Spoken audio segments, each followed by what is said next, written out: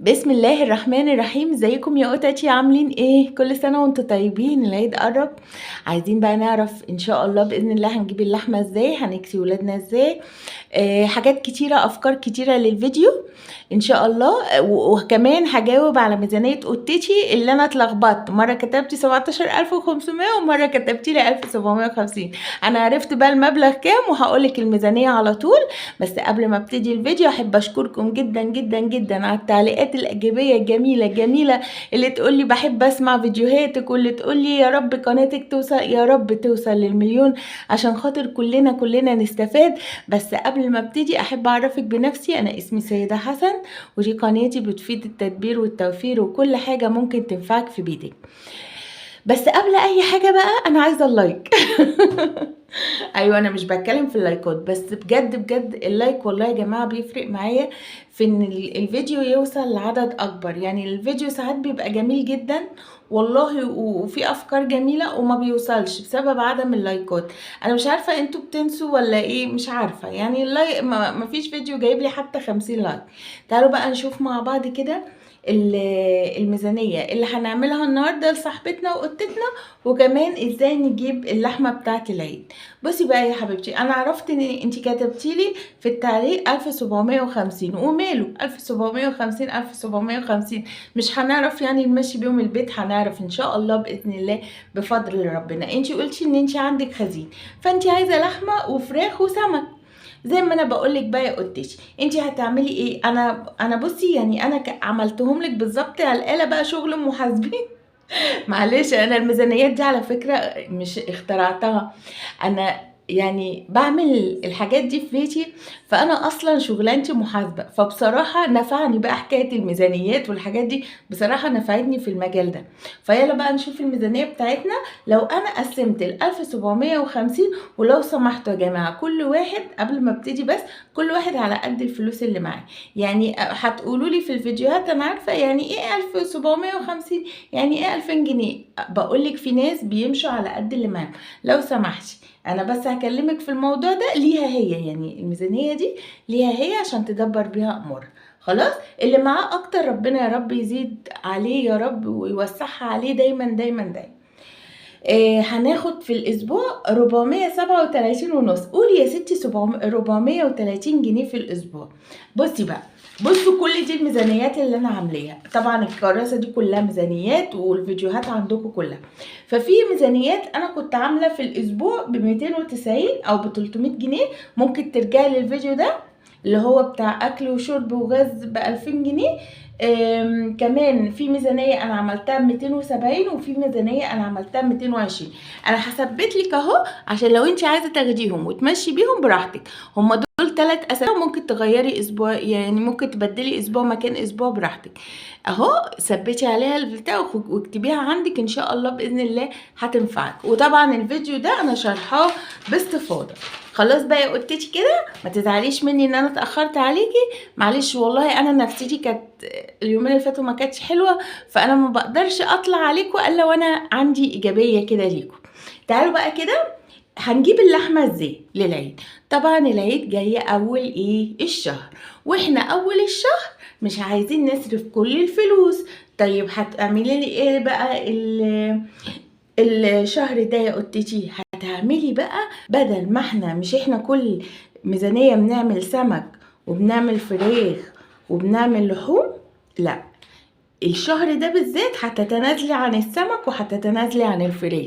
ازاي؟ هتحطي ميزانية اللحوم كلها، كل ميزانية السمك والفراخ في اللحوم.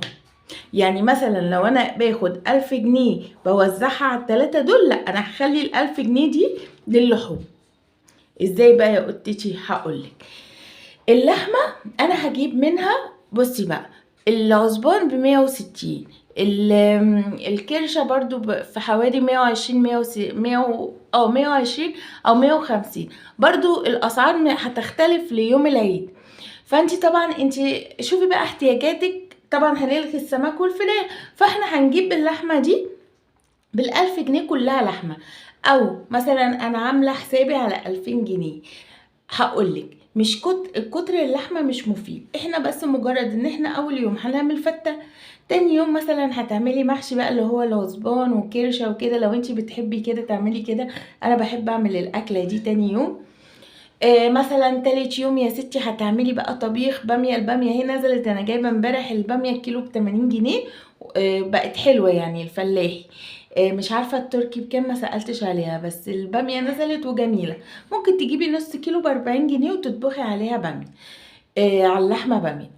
رابع يوم يعني بصي هنظبط ال4 ايام. بس خلي بالكم ان احنا هنقضي باللحوم دول مش ال4 ايام بس، ده احنا هنقضي بيه ان شاء الله باذن الله الشهر كله. فانتي هتقسمي وجباتك على قد افرادك. يعني ايه؟ يعني الانسان ليه قطعه لحمه واحده يا جماعه، مش بكتلار عشان النقرس وعشان الامراض. احنا بنجيب قطعه واحده بس. فانتي لو 4 افراد هتقطعي 4 قطع. على فكره كمان اللحمه اللي بالعظم جميله جدا. ماما كانت لسه قايله لي النص ب140، يعني الكيلو ب280. هتجيبي يا ستي صدق، هتجيبي كله. بصي ان شاء الله باذن الله هيبقى بيتك مليان بالخير. بس حددي مثلا ال1000 جنيه اللي هجيب بيها فراخ وسمك. مش شهر مش لازم نجيب بيه فراخ وسمك. هنقضيها لحمة، هنقضيها طبيخ، هنقضيها الحاجات الحلوة اللي بنعملها زي المكرونة وجنبها مثلا بيض، زي العجة، زي الحاجات دي. خلاص يبقى الشهر ده احنا اتفقنا مش هنجيب، هنلغي السمك والفراخ عشان اقدر امشي الشهر لاخره. خلي بالكم لسه امتحانات الولاد لغايه، يعني انا عندي لغايه يوم 27/5. مش عارفه عندكم لغايه ايام ايه. واللي عنده ثانويه عامه ربنا يا رب ينجحهم كلهم يا رب، وينجح ولادي وينجح ولادنا كلنا. هيخلصوا كمان. يعني هم هيبتدوا متهيألي 6 هيخلصوا 7 او حاجه كده. فقدامك الشهور طويله لسه. اصبري على نفسك كده وبالراحه. هنمشي واحده واحده وان شاء الله باذن الله. انا هجيب ان شاء الله الحاجات، بس انا ما اكذبش عليكي، انا ما بجيبش اللحوم والحاجات دي الا قبل العيد. يعني ما فيش، لان انا ما بحبش اجيب اللحمه واحطها في الفريزر. فهنجيب اللحمه بتاعتنا قبلها بشويه كده ونحطها في التلاجة بتاعتنا نوزعها. لو جايبه كيلو لحمه شوفي عدد افرادك قد ايه، وزعي كيلو اللحمه على مثلا اكلتين 3. يوم بس اول يوم العيد عشان الفته وكده، فاعملي للولاد نص كيلو كده اهو. ان شاء الله باذن الله هنقضي مع بعض وهنجيب كل حاجة احنا نفسنا فيها. برضو هدوم الولاد انا ان شاء الله باذن الله نزلت امبارح اتفرجت على الاسعار. طبعا احنا داخلين على صيف، والولاد الحاجات بتاعتهم الشتوي كلها كنا جايبينها في العيد الصغير كانت شتوي. فان شاء الله باذن الله هشتري المشتريات بتاعتي وهاجي اقول لكم على كل الاسعار اللي موجوده وكل الحاجات. انا شايفه امبارح تيشرتات ب150 كده عجبتني، بس للاسف ما عجبتهمش. هم عاوزين حاجات معينه. في تيشرتات كمان رخيصة، في تيشرتات ب65 للأطفال الصغننة، وفي تيشرتات ب75. بصراحة شفت أسعار حلوة جدا.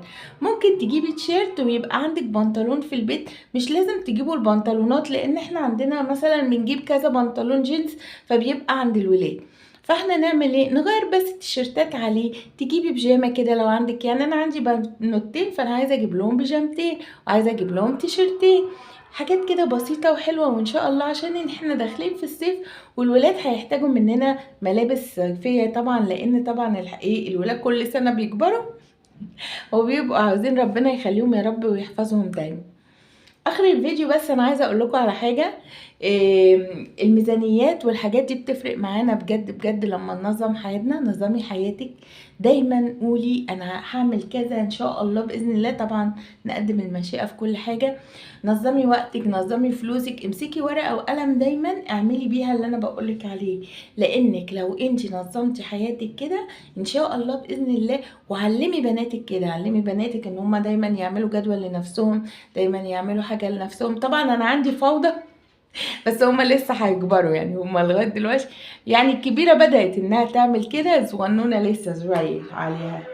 فاحنا ان شاء الله باذن الله هنعمل كل الحاجات اللي احنا عاوزينها.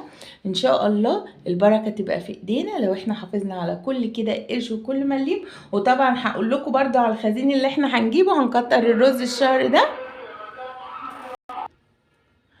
معلش اسفة على الاصوات، هما بيشوفوا انا بعمل الفيديو وبيجوا يبيعوا والله معلش. بس كنا بنقول ان احنا ننظم وقتنا. نظمي وقت ولادك اليومين دول عشان خلاص الامتحانات. ربنا يقوينا يا رب على اللي احنا فيه، ويقويكم انتوا كمان، ويقوي ولادنا، عشان خاطر انا عارفة ان اليومين دول صعبين علينا وسامحوني لو انا دلوقتي مش بنزل فيديوهات كتير عشان خاطر انا كمان مشغولة مع الولاد وكده. ربنا يا رب ينجحهم كلهم وينجح كل ولادنا ان شاء الله باذن الله. ما تنسيش بقى اللايك والاشتراك في القناة. بحبكم واشوفكم في فيديو جديد ان شاء الله.